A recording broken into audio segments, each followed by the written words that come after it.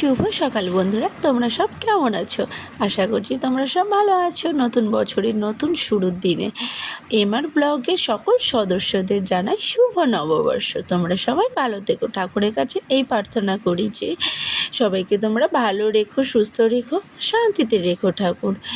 আর আজকে সকাল সকাল ঘুম থেকে উঠে পড়ে রেডি হয়ে ঠাকুরকে পুজো করছি।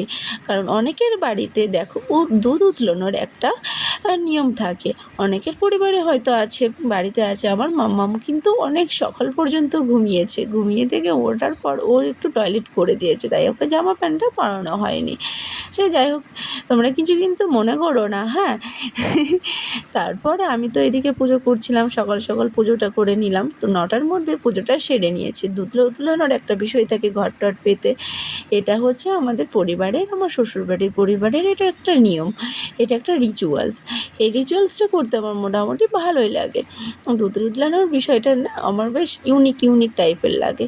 কিন্তু এটা আমার বাপের বাড়ির ওইদিকেও কিন্তু হতো। আমি অতটা এনজয় করিনি যতটা না আমি আমার শ্বশুরবাড়িতে এসে এনজয় করেছি।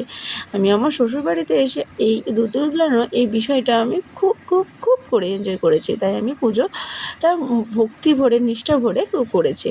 আর সকাল থেকে তো আমি সকালবেলা ঘুম থেকে উঠে, আমি কিন্তু বেশি তাড়াতাড়ি ঘুম থেকে উঠতে পারি না, কিন্তু আজকে আমি নতুন বছরের শুরু বলে কথা, তার জন্য আবার পুজো আছে। এই পুজোটা তো আমার স্পেশাল লাগে, খুবই ভালো লাগে। তার জন্য সকাল সকাল ঘুম থেকে উঠে পড়েছি, ফ্রেশ হয়ে রেডি হয়ে পুজো জোগাড় করে পুজো করতে বসে পড়েছি। সেটা তো তোমরা দেখতেই পাচ্ছ।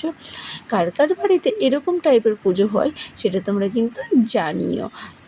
আর দুধ উতলালে নাকি সংসারের সুখ স্বাচ্ছন্দ্য সমস্ত সব কিছু যেন উতলে ওঠে, এই একটা আর কি নিয়ম। তো তোমাদের কার পয়লা বৈশাখে নতুন জামা হয়েছে সেটা কিন্তু তোমরা জানাতে ভুলো না। আমাদের কিন্তু সেরকম বিশেষ নতুন জামা অতটা হয়নি।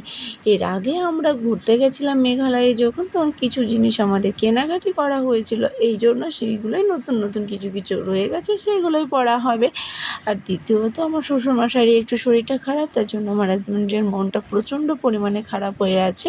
আর আজকে যেহেতু ষষ্ঠী, আজকে দুর্গা ষষ্ঠী আর অশোক ষষ্ঠী দুটোই আজকে দিনেই পড়েছে। তো আজকে বাড়িতে একটু নিরামিষে রান্না হবে। তো নিরামিষ রান্না আমি ওদেরকে বলেছিলাম তোমরা আমিষ খেতে পারো, তো আমি নিরামিষ খাবো, তো কোনো ব্যাপার না। তো না, বড়বাবু তো শুনবেন না। তো না, আমি নিরামিষ খাচ্ছি, তুমি যদি মেয়ের সন্তান সকলের জন্য মঙ্গল কামনা করতে পারো, আমি আবার কেন পারি না? চলো আমিও নিরামিষ খাবো। আমি তো ডালিয়া খেয়েছিলাম আর নিরামিষ অনেক কিছু সবজি বানিয়েছিলাম। চলো কী সেই সবজিগুলো বানানো হয়েছে সেটা তোমরা দেখতেই পাবে। দেখ, পুজো তো হয়ে গেল, এবার আমি সবাইকে প্রসাদ বিতরণ করব। এই দেখো আমার মাম্মামও প্রণাম করে নিচ্ছেন, দেখেছ? এইটুকু মেয়ের কত ভক্তি, ও ঠাকুর দেখলেই হয়তো ও প্রণাম করবে। আর এই দেখো দরজাগুলোতে মঙ্গল ঘট লাগানো হচ্ছে। এই মঙ্গল ঘটটা কোনো রিচুয়ালস নয়, কিন্তু এই মঙ্গল ঘটগুলো মেঘালয়ে যখন আমরা গুয়াহাটিতে কামাখ্যা মায়ের মন্দিরে ঘুরতে গেছিলাম, তখনই এই মঙ্গল ঘটগুলো আমাদের নিয়ে আসা হয়েছিল। তো আমাদের যাই হোক নানান কারণের জন্য, তো সমস্যার জন্য যাই হোক লাগানো হয়নি। তো আজকেই ভাবলাম আজকে একটা শুভ দিন, আজকেই একটু লাগিয়ে দেওয়া যায় মঙ্গল ঘটগুলো। তো ওই ঘরটা দেখো মোটামুটি ঠিকই ছিল, কিন্তু এটা একটু ব্যাকা টাইপের হয়েছে। যাই হোক মঙ্গল ঘট এটা লাগিয়ে দিলাম।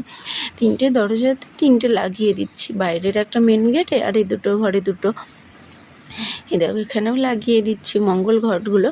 তো আমার এই ঘটগুলো বেশ ভালোই লেগেছিলো, ওখান থেকে নিয়ে এসেছি। কিন্তু যারা সবাই আমরা নিয়ে এসেছি, সবারই কিন্তু লাগানো হয়ে গেছে। লাস্টেই আমি লাগাচ্ছি আজকের দিনে। আর দুটো আমি গুল্লাকেও নিয়ে এসেছি, গুল্লাকে আমি পয়সা রাখবো আজকে থেকে, সেটাই আমি ভাবনা করে রেখেছি। এই দেখো ভাতটা বসিয়ে দিয়েছি, পনিরটাও হয়ে গেছে আমার, আর আমার ডালিয়াও হয়ে গেছে। ডালিয়া করে মেয়েকে খাইয়ে দিয়েছে, আমিও একটু খেয়ে নিয়েছি, তারপরে আবার খেয়ে নেবো আর ওকেও খাইয়ে দেবো দুপুরের দিকে। ওদের জন্য সবার জন্য রান্নাবান্না করে নিয়ে খাবার দাবার বার করে দিয়ে দিয়েছি। আজকে বিশেষ বেশি কিছু রান্না হয়নি, নিরামিষই রান্না। একটা শুক্তো তরকারি করা হয়েছিল, আর একটা পটল ভাজা, আর করা হয়েছিল পনির, আর পায়েস, দই মিষ্টি, বাস এইটুকুই করা হয়েছিল, বেশি কিছু করা হয়নি। বাবার শরীরটা খারাপ আর বেশি ভালো লাগছিল না।